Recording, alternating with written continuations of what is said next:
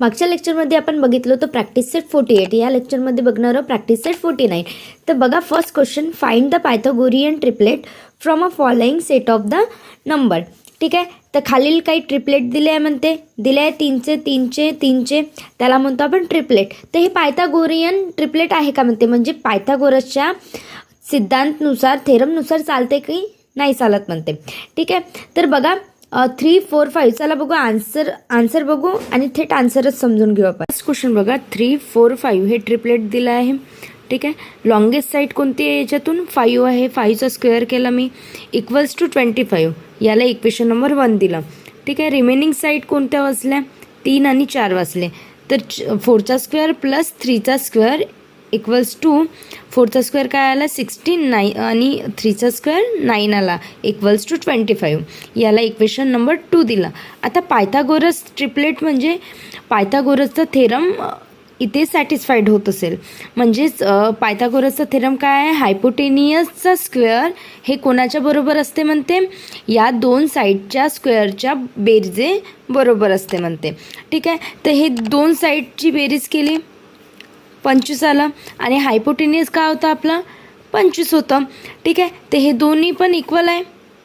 तर तेच की पायथागोरस थेरम इथे प्रूव्ह झालेला आहे की हायपोटेनियस स्क्वेअर बरोबर दोन साईडच्या स्क्वेअरची बेरीज हे बरोबर असते म्हणते आहे 25. ठीक आहे, तर म्हणून लिहिलं की फ्रॉम 1 and 2 काय yes 3, 4, 5 is a Pythagorean triplet, म्हणून त्याला काय म्हटलं पायथागोरियन ट्रिपलेट.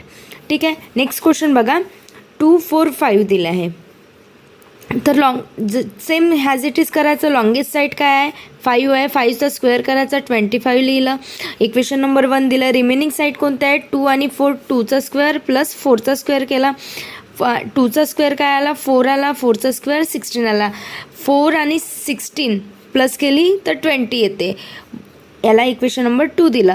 आता फ्रॉम 1 and 2 बघा पायथागोरस थेरम इथे प्रूव्ह होऊन राहिला का. ठीक आहे, नाही होत आहे, कारण हे हायपोटेनियस आहे 25 आणि अदर टू साईडच्या स्क्वेअरची बेरीज काय आली आपली 20 आली, इथे 25 पाहिजे होती. ठीक आहे, म्हणून इथे लिहायचं no 2, 4, 5 it is not Pythagorean triplet.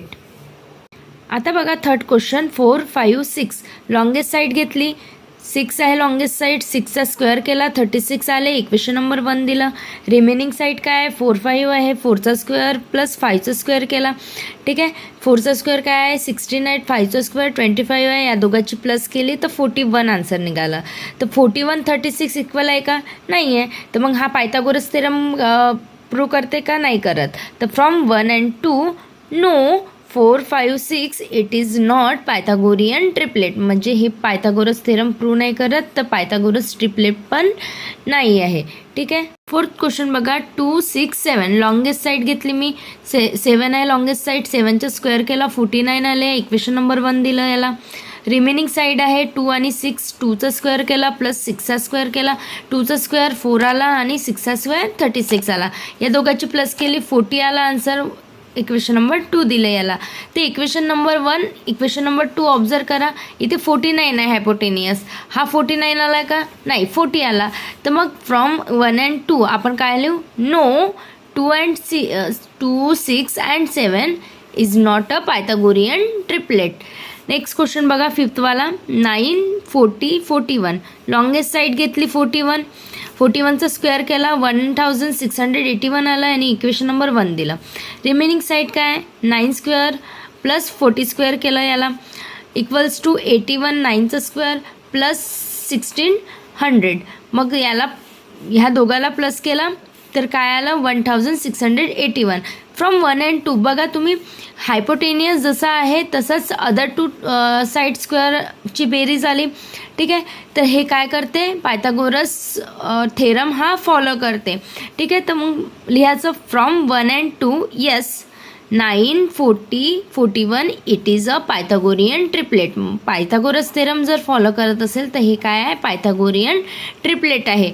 6 question बघा 4, 7, 6 ठीक आहे, लॉंगेस्ट साईड बघा लॉंगेस्ट साईड काय आहे 8 आहे, तर 8चा स्क्वेअर केला 64 आलं, याला इक्वेशन नंबर 1 दिलं. रिमेनिंग साईड काय आहे 4 आणि 7, 4चा स्क्वेअर केला प्लस 7चा स्क्वेअर, 16 प्लस 49 आलं. ठीक आहे, 16 प्लस 49 काय येते, 65 येते आन्सर. ठीक आहे, ते इक्वेशन नंबर 1 आणि इक्वेशन नंबर 2ला ऑब्झर्व केलं आपण. तर हायपोटेनियस बरोबर आहे का या, नाही आहे. तर हे काय पायथागोरस थेरम फॉलो करते का, नाही करत. तर पायथागोरस ट्रिपलेट पण नाही आहे. तर इथे लिहायचं from 1 and 2 no 4, 7, 8 it is not Pythagorean triplet. ठीक आहे. The side of some triangle are given below. Find out which one are right angle triangle. काय म्हणते, खालील काही साईड दिल्या आहे म्हणते. कशाचं आहे, ट्रायंगलचं आहे. ठीक आहे, आपल्याला काय काढायचं आहे की हे राईट अँगल ट्रायंगल आहे का. ठीक आहे, तर त्याला बघू आपण आन्सर. चला फर्स्ट क्वेश्चन बघा. 8, 15, 17 लॉंगेस्ट साईड घेतली आपण 17चा स्क्वेअर केला 289. रिमेनिंग साईड घेतली 8 आणि 15, 8 स्क्वेअर प्लस 15 स्क्वेअर. ठीक आहे, 8 स्क्वेअर काय आलं 64 आलं, प्लस 15 स्क्वेअर काय आलं 225 आलं. ठीक आहे, या दोघांची प्लस केली 289 आलं. आता बघा राईट अँगल ट्रायंगल आपण पायथागोरस थेरममध्येच फर्स्ट कंडिशन शिकलो होतो की जेव्हा राईट अँगल ट्रायंगल असला तेव्हाच पायथागोरस थेरम तुम्ही लावू शकता. ठीक आहे, तर मग आता राईट अँगल ट्रायंगल आहे की नाही आहे हे बघण्यासाठी पायथागोरस थेरम आपण प्रूव्ह होते फॉलो होते की बघू आपण तिथे. ठीक आहे, तर हायपोटेनियस घेतला 289. हायपोटेनियस इतकाच दोन साईडच्या स्क्वेअरची बेरीज आली पाहिजे. तर 289 आलं इथे. ते इक्वेशन नंबर 1 आणि इक्वेशन नंबर 2 289 इक्वल आलं. तर फ्रॉम 1 and 2 लिहायचं yes it is a right angle triangle, कारण की हे दोन्ही पण सेम आले आहे. ठीक आहे, सेकंड क्वेश्चन बघा. 11, 12, 15 लॉंगेस्ट साईड काय आहे 15 आहे. 15चा स्क्वेअर केला 225. इक्वेशन नंबर 1 दिलं. रिमेनिंग साईड आहे 11 आणि 12. 11चा स्क्वेअर केला प्लस 12चा स्क्वेअर केला. 11चा स्क्वेअर काय आला 121 आणि 12चा स्क्वेअर काय आहे 144. ठीक आहे, ह्या दोघांची प्लस केली तर काय आलं 265 आलं. तर हायपोटेनियस आणि हे बरोबर आहे का, नाही आहे, इक्वल टू नाही आहे. तर फ्रॉम 1 and 2 इथे लिहायचं no it is not right angle triangle. मग इक्वलच नाही आहे तर मग राईट अँगल ट्रायंगल राहील का, नाही राहणार. पायथागोरस थेरम फॉलोच नाही करणार. इकडे बघा थर्ड क्वेश्चनमध्ये 11, 60 आणि 61 आहे. तर लॉंगेस्ट साईड काय आहे 61 दिलेली आहे. 61चा स्क्वेअर केला 3721. त्याला इक्वेशन नंबर 1 दिलं. रिमेनिंग साईड काय आहे 11 स्क्वेअर केला प्लस 60 स्क्वेअर केला 121 प्लस 3600. बघ याची दोघांची प्लस केली तर काय आलं 3721. इक्वेशन नंबर 2 दिला. इथे पायथागोरस थेरम प्रूव्ह करत आहे. ठीक आहे, फॉलो करत आहे कारण हायपोटेनियस पण तोच आला आणि अदर टू साईडच्या स्क्वेअरची बेरीज पण तेच आली. ठीक आहे, तर म्हणून लिहायचं from 1 and 2 yes it is an right angle triangle. Fourth question बघा. 1.5, 1.6 आणि 1.7 लॉंगेस्ट साईड घेतली 1.7 आहे. स्क्वेअर केला त्याचा 2.89 आन्सर आलं. इक्वेशन नंबर 1 दिलं. रिमेनिंग साईड आहे 1.5चा स्क्वेअर प्लस 1.6चा स्क्वेअर.